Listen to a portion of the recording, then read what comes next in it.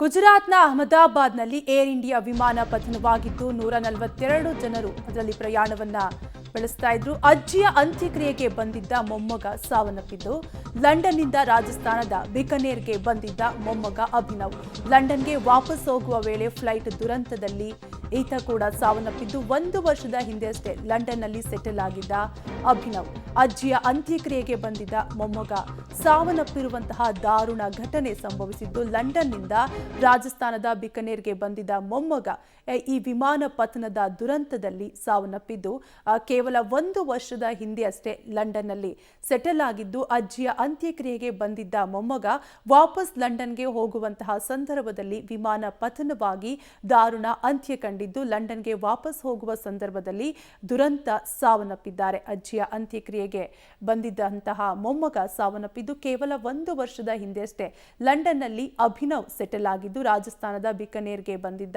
ಮೊಮ್ಮಗ ಅಭಿನವ್ ವಾಪಸ್ ಲಂಡನ್ಗೆ ಹೋಗುವಂತಹ ಸಂದರ್ಭದಲ್ಲಿ ವಿಮಾನ ಪತನದಲ್ಲಿ ದಾರುಣ ಅಂತ್ಯ ಕಂಡಿದ್ದಾರೆ.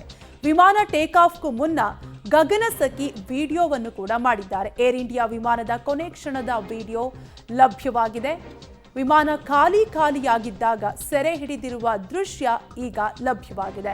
ನಗುಮೊಗದಲ್ಲೇ ಮತ್ತೊಬ್ಬ ಗಗನಸಖಿ ಜೊತೆ ಓಡಾಟವನ್ನ ನಡೆಸಿದ್ದು, ವಿಮಾನ ಟೇಕ್ ಆಫ್ ಆಗ್ತಿದ್ದಂತೆ ದುರಂತದಲ್ಲಿ ಗಗನಸಖಿಯರು ದಾರುಣ ಸಾವನ್ನಪ್ಪಿದ್ದಾರೆ.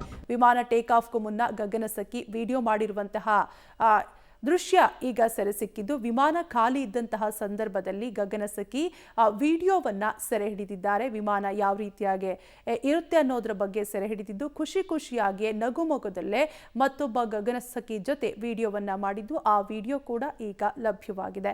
ವಿಮಾನ ಟೇಕ್ ಆಫ್ ಆಗ್ತಿದ್ದಂತೆ ಅಲ್ಲಿನ ಸಿಬ್ಬಂದಿ ಕೂಡ ದಾರುಣ ಅಂತ್ಯ ಕಂಡಿದ್ದಾರೆ.